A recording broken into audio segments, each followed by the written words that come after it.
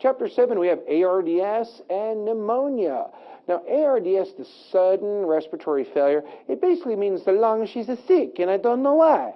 The lung, she's sick, and I don't know why. Why do you have that? Well, ARDS, diffuse lung injury, ARDS basically means it's like ATN of your lungs. So, well, why is your lung sick? Because my lung is sick. But why is it sick? I don't know why my lung is sick, because it's sick. I got sepsis, I got burns, I got bitten by amniotic fluid embolus. I was bitten by a snake that was pregnant, that was septic. I was bitten by a septic, pregnant snake while I was drowning. And I got this bad stuff, and my lungs are leaking. And that's what it is. Now, ARDS can happen from any major injury to the lungs, whether it's infectious, traumatic, aspirating things. ARDS, the lungs are leaky. Now, the key to it is that we don't have anything to reverse ARDS, and your point will be that it's a chest x-ray that can look like pulmonary edema, but normal pressures. It's a chest x-ray that looks like pulmonary edema. Yes, pancreatitis is how pancreatitis kills you. It's how pancreatitis kills you. Pancreatitis kills you because the pancreas dies and all these inflammatory mediators are released into the bloodstream, and it cooks your lungs and makes them leaky, the same as burns. So diagnostic test, the chest x-ray, it looks like congestive heart failure in ARDS, but there's normal pressures. The chest x-ray looks like congestive failure, but there's normal pressures. That's the definition of ARDS. Now, this is a difficult one because here's numbers. I know how you love numbers. By definition, it is the PO2 over the FiO2. Might be difficult. You're like, gee whizzums. Well, the other part about it is that the FiO2 is expressed in a fraction. So what we breathe in here, 21% room air, that FiO2 is not 21, it's 0.21. Breathing a 50% face mask is not 50, it's 0.5. So it's expressed as a fraction. Now, I will tell you, you can pass without needing to know how to do that teeny little calculation. However, I will tell you, it's not that painful.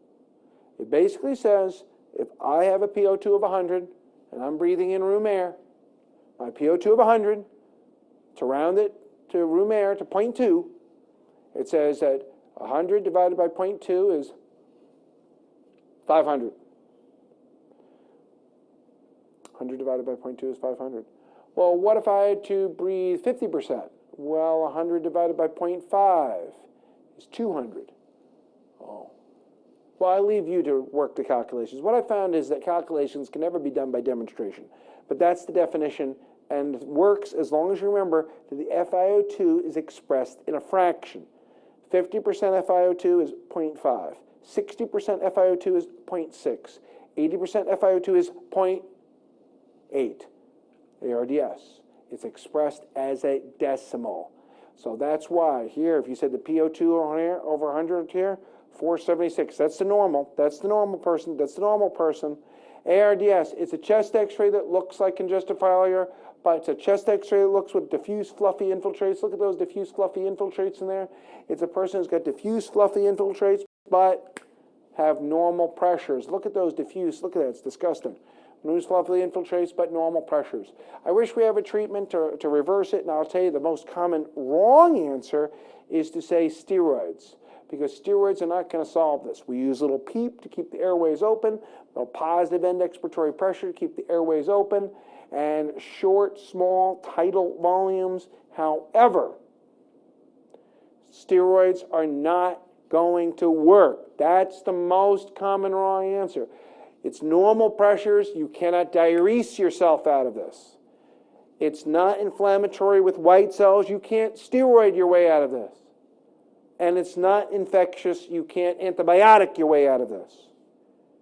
So don't be thinking that step 3 of USMLE is going to ask you these unanswerable questions like, which of the following will definitely reverse ARDS?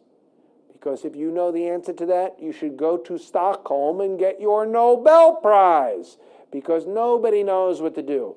ARDS, a Nobel Prize winning level of work. I hope you get there. The most common wrong answers for the time being are steroids, no, no, no, no. Antibiotics, no, no, no, no.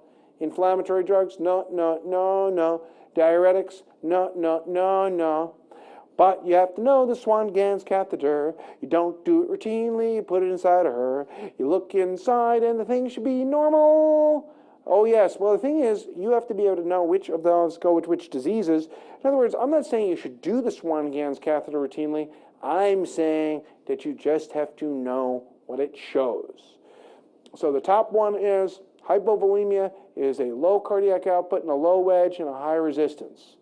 Hypovolemia is a low cardiac output. Cardiogenic shock is a low cardiac output, but the wedge is high. Septic shock, high cardiac output. Septic shock, low resistance cause of peripheral vasodilation. Now, you may know that I put this in another section. I have it in twice because this is a good example of something that you don't have to do routinely. You just have to know what it's supposed to show. It's one of those things where there's a difference between saying, should I do it, versus if we do it, I know how to interpret it. Final piece for this chapter is pneumonia. Now, pneumonia is the most common and infectious cause of death in the United States of America. And pneumonia is at number 6, just above suicide is number 7. Pneumonia, on the other hand, is also sort of a final common pathway of exit off the planet for many other diseases. For instance, you say somebody died of cancer, but what got them at the end was pneumonia. Somebody died of leukemia, but what got them at the end of pneumonia? They died of HIV, but what got them at the end is pneumonia. They died of a dementia, and very commonly died of a pneumonia. So pneumonia is a final common pathway of exit from the planet. Fever, cough, and often sputum. That's right. Of course, fever, cough, and sputum. Fever, cough, and sputum. Oh, it's salsa class. Fever, cough, and sputum. And shortness of breath. And now the most important thing about pneumonia for us on step 3 is not the organism. The most important thing for us on step 3 is not the organism, because step 3 is a very practical examination. As the last step before you get your licensure, step 3 doesn't know whether you're the chief resident in family practice or the chief resident in internal medicine. Doesn't know any of that. Just knows that this is the last thing you have to do before you get your license. So you don't ever have an organism anyway. First of all, the most common organism to be causing all community-acquired pneumonia that's severe is always pneumococcus anyway. If you're young, if you're old, if you're sick enough to be admitted to the hospital, it's pneumococcus. Alcoholic, if you're sick enough to be admitted to the hospital, it's not Klebsiella in alcoholics, it's pneumococcus.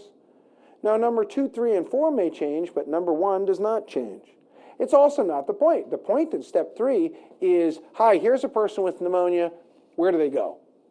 That's what they want you to know. They want you to know who should be admitted. 80% of pneumonias can be treated as an outpatient. They want you to know that hospital-acquired, ventilator-associated pneumonia, healthcare-associated pneumonia. I had an old man today, 86. He was in another hospital a week or two ago for something or other, and he was discharged, and he came back to our place, and he just happened to develop a pneumonia. It probably just would have happened anyway. So we ended up putting him on vancomycin, levofloxacin, and piperacillin tazobactam, which is commonly known as Zosyn. Well, I don't know what organism he has. You never know. You never know. You never know. Because when you take sputum and stain it and culture it and torture it and make it tell you all of its secrets, you still don't get an organism half the time. So it's not the etiology. It's based on the severity. The gram-negative odds? Yeah, cover for gram-negative odds. Which one? You're not going to get asked. Because it's not the etiology. It's based on the severity. Which of these is the greatest indication for admission? Respiratory distress, hypotension, tachycardia, confusion, fever, local high. Oh my goodness, these all look terrible. These look terrible. But the thing is that the single strongest is respiratory distress. By far, you can't go home without lungs. Now, PPIs increase the risk of hospital-acquired pneumonia. They do. PPIs increase the risk of hospital-acquired pneumonia. We think not too much, but a little bit they do. Stop using PPIs for everybody. Prophylactic PPIs are only supposed to be for head trauma, burns, and intubated. Head trauma, burns, and intubated. Head trauma, burns, and intubated. Now, diagnostic test, yeah, chest x-ray is still first. But one of the interesting things about chest x-ray is that chest x-ray Hey, in CURB 65, which is the criteria, the short criteria for admission, which part of the CURB 65 stands for X-ray?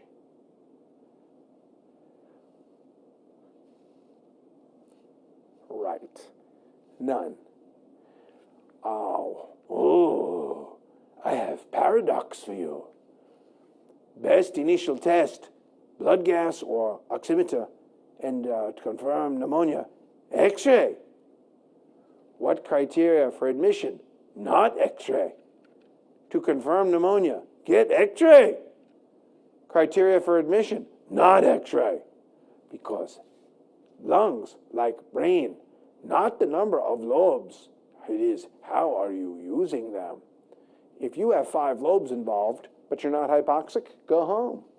If you have 1 lobe involved, but you're hypoxic and hypotensive, you stay in. Sputum stain and culture should be done, but you never have the results on the day you're admitting the patient, do you? Because it's a sputum culture. All cases of severe respiratory disease, fever, cough, and sputum should have an X-ray. You're doing the X-ray to say, is there pneumonia? But it's not going to tell you, because if you have a person who's short of breath, oxygen oximeter, blood gas, oxygen oximeter, blood gas, short of breath, oh, there's an infiltrate. Should this person be admitted? You don't know. Should this person be admitted? You don't know, because it's not the chest X-ray. If I tell you that this person is going, hi, how are you? I'm fine. Then they're home. If I tell you that they're hypoxic, hypotensive, if I tell you that they're hypoxic, uremic, confused, uremic, respiratory stress, low blood pressure. See, it's not the etiology. It tells the severity. For instance, that's an effusion over there. An effusion, if it's from infection, may need to be drained. But that's not admission criteria. Outpatients means I'm not confused, I'm not hypoxic, I'm not hypotensive, I don't have low blood pressure, I'm not hypoxic, I'm not confused. Outpatient. Macrolides, azithromycin, clarithromycin, azithro, okay, or respiratory fluoroquinolones, okay, levofloxacin, moxifloxacin, and gemifloxacin, gatifloxacin was taken off the market, or inpatient pneumonia. Now, I'll tell you, this is actually where society has succeeded, because I'll tell you, if people actually know one thing about infectious disease that they actually come into a course like this knowing, it's that ceftriaxone and azithromycin is the standard of care for community-acquired pneumonia, and it is, and you know it, and you're asked, and you get it right. But the most important thing is you knowing that who's sick enough to go home, to come in, sick enough to go home, hypotensive, hypoxic, confused, is in. The admission criteria not based on an X-ray. Ventilator-associated pneumonia. Column A, 1 gram negative drug. A carbapenem, imipenem, meropenem, ertapenem, doripenem, imipenem, meropenem, doripenem. Or Zosyn, piptazo, or cefepime, which is a 3rd-generation cephalosporin. And a gram-negative drug like gentamicin or quinolone. A gram-negative drug like gentamicin or quinolone, and an MRSA drug, vancomycin or linezolid. Interesting enough, daptomycin is not good in the lungs. Daptomycin gets inactivated in the lungs. Now, there's no one who's as conservative as a resident, actually, in terms of thinking. Because if you've only been doing your residency at one hospital, then you go, oh, well, you never saw anything else. There's no one who's as conservative as a resident, because let's say your attendings all like to use Zosyn, piptazo, and then you go to another place and you go, what are you guys using imipenem and meropenem for? Oh, well, because it's just as good. It's empiric treatment. Remember, a positive sputum culture doesn't mean you have pneumonia. See, ventilator-associated pneumonia is not based on the sputum culture. Half of the people who work in hospitals probably have staph in their sputum. I got E. coli in my stool. I have Gardnerella in my vagina. That doesn't mean I got vaginitis just because I have a garden in my vagina, Gardnerella in my vagina. A positive sputum culture is not a pneumonia. It can be colonization. And that's a very good step 3 question. A patient's in the hospital, the sputum is collected. You go like, who sent this sputum culture? And you get the call. Hi, a person got I got MRSA in the sputum. The guy in room 12 has got MRSA in the sputum. Yeah, but is he hypoxic? Is he hypotensive? Well, no, but he's got MRSA. Yeah, but does he have pneumonia? I don't know, that's your problem. Is there an infiltrate on an x-ray? And is there symptoms? Infiltrate plus symptoms equals pneumonia. Other than that, if it's just a positive sputum culture, that's colonization. You see, staph in the sputum doesn't mean you have staph pneumonia. Staph in the sputum in a person with fever, cough, sputum, and abnormal x-ray tells you it's staph in pneumonia. The viruses make the lung sticky for staphylococcus for a reason that's not clear. Alcoholics most commonly get pneumococcus, but when Klebsiella occurs, it tends to occur in alcoholics. People who are presenting with GI problems, confused, older, diarrheal people, all right, Legionella, GI CNS, GI CNS, GI CNS. Yeah, young, healthy people with mycoplasma pneumonia. The other thing about mycoplasma is look for hemolysis, cold agglutinin disease and hemolysis, cold agglutinin disease and hemolysis, cold agglutinin and that mycoplasma.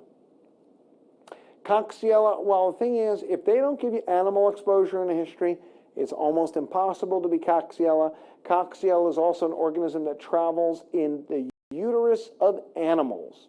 It's aerosolized at the time of birth in animals. So look for people who have animal exposure history.